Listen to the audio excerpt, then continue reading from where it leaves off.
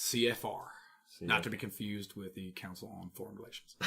That's a different thing for a different time. Just like it's this short thing that I read, and there wasn't too much. It wasn't really telling a lot. You know what I mean? It was very like, hey, here comes the new like atomic age, right? Basically of energy, and thank God, and it's only going to be here in like 10 years, or you know. And basically, so what it is, I guess, is there's a facility in France that they're building like a $20 billion or whatever, $25 billion freaking. Well, there's two. There's Lockheed's building one, and there's a French company that's building one. But do you want to take it? Or yeah, oh no, I pretty much read probably as much as you did. Right. So fusion is the process of turning elements into other elements by combining them together. Elements. Yeah, so the guy said it's what stars do, and if we can figure out how to do that in a, I don't think sustainable is the right word, but in an efficient way. Here it is. We'll solve every problem known to man, basically.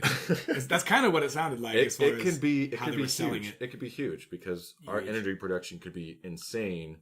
And just huge. And you can put this technology that they're working on. It's called a compact fusion reactor because it's pretty small. You can put it in the middle of freaking nowhere and just have it run. And it's apparently the size of like a Mack truck trailer, I guess. Right, or like a shipping container, like a Conex box. Yes. It just produces an insane amount of energy. So he says that you superheat gas so that it freaking splits into its like ions and electrons, and then these ions that like smash into each other release a whole bunch of energy. The only problem is you need like electromagnetic field to contain it, to contain the plasma. Insane, right? It's like insanely hot and explosive, and then they release the explosion in like a controlled fashion, and then you get the energy or whatever. So. Right, and if it's all true and we can all make it work, the impact could be huge. Now. And they said that within like 10 years they can have That's one. their plan. Which is funny because I thought that like 4 or 5 years ago they said basically all we need is like 5 years and we'll have a working prototype. And now they're saying in 10 years we'll have like a working, like not just a prototype, like a full on ready for production model. Yeah. So that's, so it sounds like they're on schedule. And again, it's sort of like pretty much anything else with technology is like, well, it sounds great, but like when it actually gets deployed, how is it going to get used? Mm-hmm. And I don't have any doubts. Well, not that I don't have any doubts, but I have faith in the engineers to design this thing. But I'm thinking about like the business from a business standpoint. Totally. Once it leaves their hands, once it leaves their control. Like imagine if Edison won out that whole thing and like, you know, everything was, because this is all patented. Totally. So like one company is controlling our energy production. See, so that was my concern, is that now you have this company who's going to revolutionize the energy industry.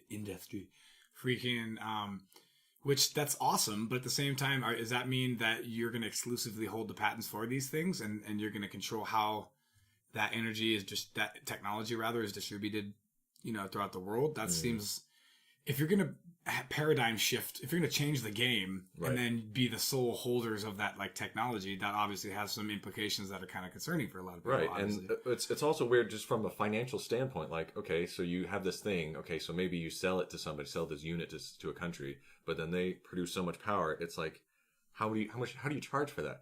Like, yeah, it's not like what is that worth? Are you going to charge them per kilowatt hour or something? Right, like normal utility.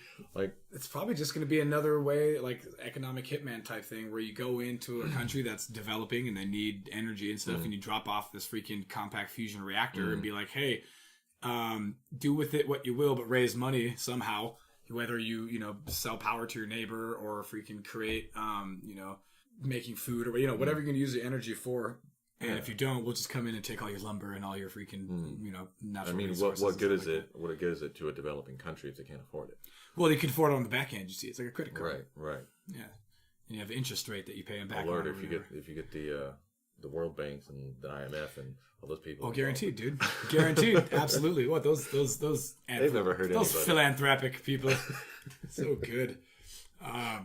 But yeah, like. It sounds great, like if you're just going to release this energy, but dude, we're in a capitalist society, which is super great until you come to certain little things, kind of like this, where now you have to kind of tread carefully, otherwise, too much control, and maybe some oppression. Who gets, you know what I'm saying? Like, there's so many questions. Who gets this technology and stuff? If it's gonna like change the game, like this guy was saying how it's gonna be able to put it. You're gonna be able to put it into a plane, and that plane can stay. Yeah, they put it in planes or aircraft carriers or even space. Oh my gosh, yeah. Space travel. And that's all great and stuff. But you don't think that they're gonna use that for military stuff first? You know I what I mean? It's developed by Lockheed Skunk Works. They are a military company. Yeah, they're a paramilitary. Yeah, exactly. It's so like, and that's my point, dude. Is that nowadays we're gonna, instead of having like energy that like carries projectiles across the battlefield, i.e., bullets and missiles and bombs and shit like that. Okay. And now it's just gonna be just the energy, dude. It's gonna be like straight Tesla's death ray, basically, like put to work.